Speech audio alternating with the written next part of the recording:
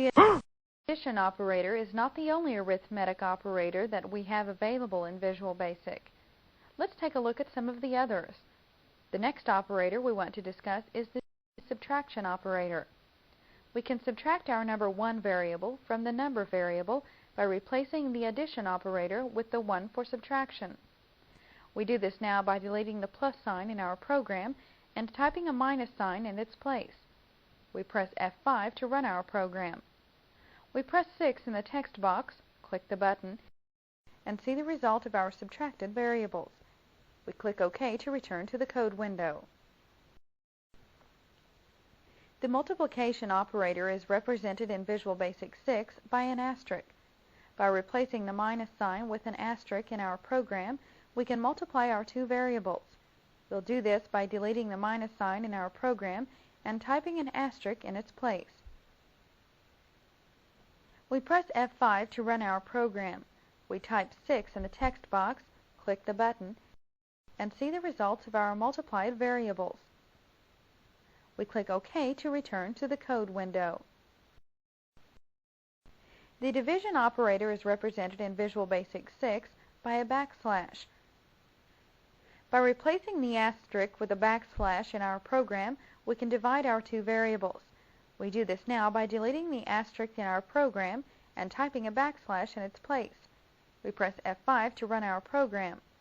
We type 24 in the text box, click the button, and see the result of our divided variables.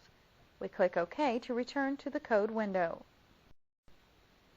Finally, the exponentiation operator is represented in Visual Basic 6 by a caret. By replacing the backslash with a caret in our program, we can raise the number variable by the value represented by the number 1 variable.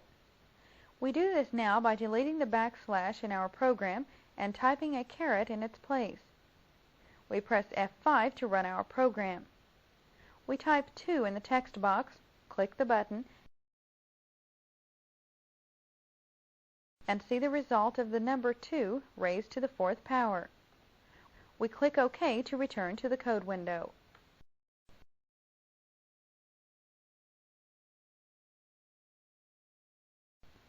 Variables have more properties than their value and type.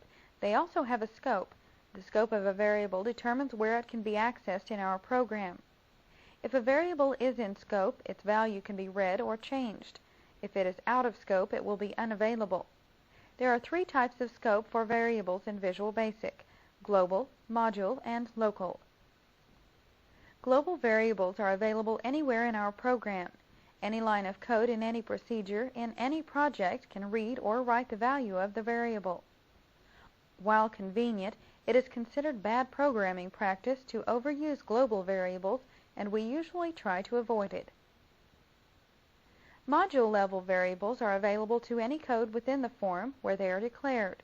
While using global variables is considered bad programming, using module-level variables is not. Module-level variables allow us to share data between procedures within a form without exposing that data to every form in the application.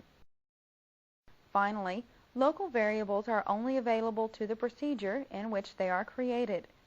Local variables are the most restrictive in scope. Not even other procedures within the same form may read or modify local variables.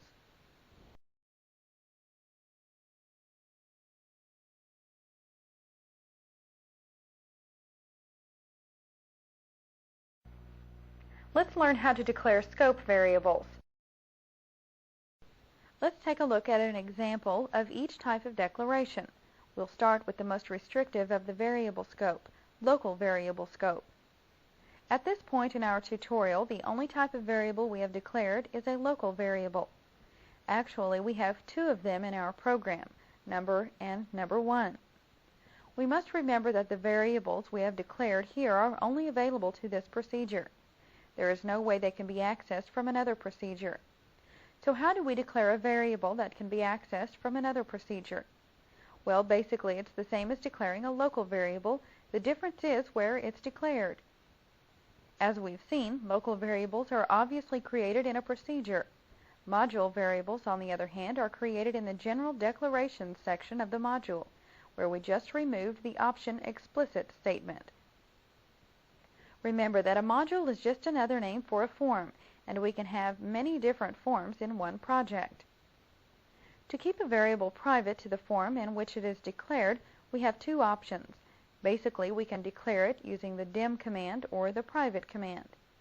We prefer to use the private command in the General Declaration section because it reminds us that this is the only form that can use that variable. Let's move up to the General Declaration section, and once there we type private number 2 as integer. Now any procedure in this form, and only this form, can access this variable. This type of variable is most useful when we need to store some value that may be needed in more than one procedure. Lastly, we have global variables. Global variables only slightly differ from module variables.